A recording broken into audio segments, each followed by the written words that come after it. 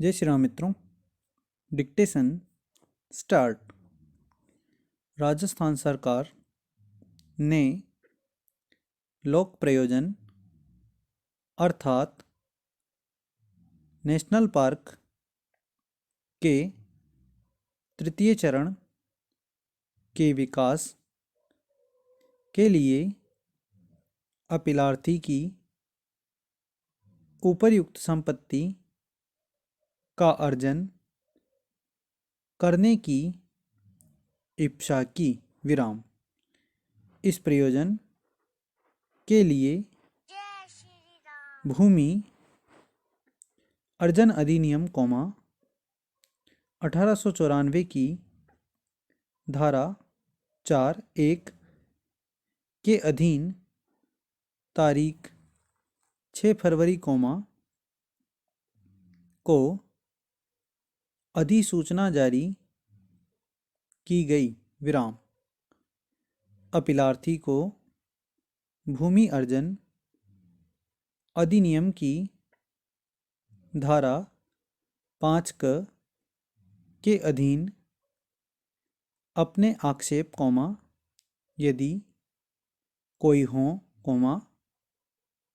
File करने का अवसर दिया गया। विराम। अभिलेख से यह प्रकट नहीं होता है कि ऐसे आक्षेप फाइल किए गए थे या नहीं। विराम। तथापि उसके पश्चात स्वीकृत रूप से तारीख 7 अक्टूबर 2011 को भूमि अर्जन अधिनियम की धारा 6 के अधीन घोषणा जारी की गई थी, जिसमें सरकार ने यह घोषणा की थी कि उपर्युक्त प्रयोजन के लिए भूमि का अर्जन करने का विनिश्चय किया गया है। विराम। इस अर्जन के पश्चात भूमि अर्जन करने का विनिश्चय किया गया है। विराम। इस अर्जन के पश्चात भूमि अर्जन कलेक्टर कोष्टक विशेष तहसीलदार कोष्टक ने सम्यक प्रक्रिया का अनुसरण करने के पश्चात तारीख 20 मार्च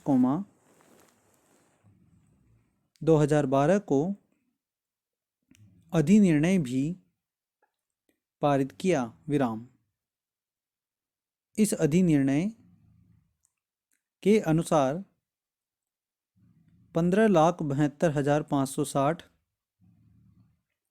रुपये का प्रतिकर नियत किया गया। विराम। यह प्रतीत होता है कि भूमि अर्जन कलेक्टर द्वारा नियत किया गया प्रतिकर अपीलार्थी को स्वीकार्य नहीं था। विराम।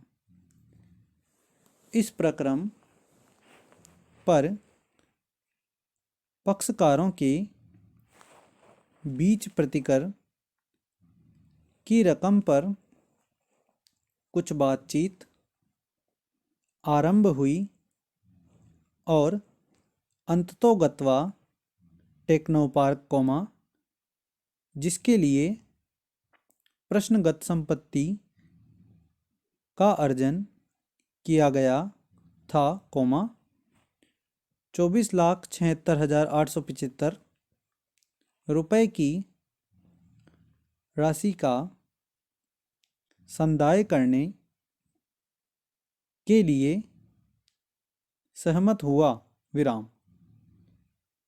पक्षकारों के बीच इस रकम पर सहमति बनने के पश्चात अपीलार्थी नेशनल पार्क के पक्ष में प्रश्नगत संपत्ति का विक्रय देश विलेख निष्पादित करने के लिए सहमत हुआ, विराम। यह विक्रय देश विलेख तारीख 13 जून, 2013 को निष्पादित किया गया और उपदेश रजिस्ट्रार, किशनगढ़ के पास सम्यक रूप से रजिस्ट्रीकृत किया गया, विराम। विक्रय प्रतिफल की रकम का संवितरण करते समय नेशनल पार्क ने 10% TDS की रकम की कटौती कर ली और बाद में आयकर विभाग द्वारा अपीलार्थी को इस रकम का यह दृष्टिकोण अपनाते हुए प्रतिदाय कर दिया गया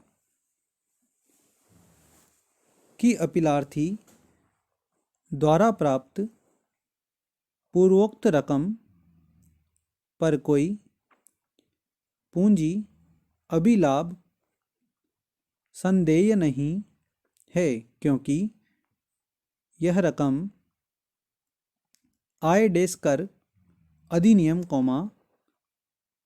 1961 की धारा 10 कोष्टक 37 कोष्टक के अधीन छूट प्राप्त है, विराम। Para change.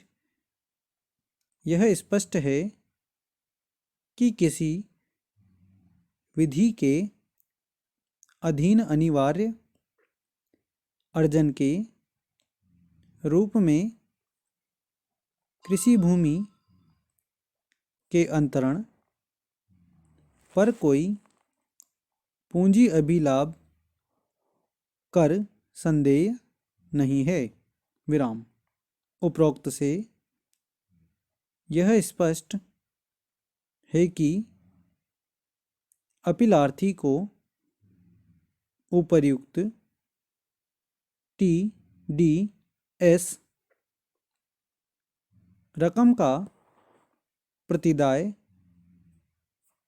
करते समय आय देश कर विभाग का प्रारंभ में यह दृष्टिकोण था कि प्रश्नगत भूमि का अर्जन भूमि अर्जन अधिनियम के अधीन अनिवार्य रूप से किया गया है, विराम। तथापि, उसके पश्चात तारीख 5 जून, 2012 को अधिनियम की धारा 148 के अधीन अपीलार्थी को एक सूचना जारी की गई, जिसके द्वारा आयकर विभाग में निर्धारण को इस आधार पर पुनः खोलने का विनिश्चय किया गया कि वर्ष 2009-10 के दौरान आय जो आय कर के लिए निर्धारणीय थी, वह निर्धारण से बच गई थी। विराम। स्टॉप। धन्यवाद।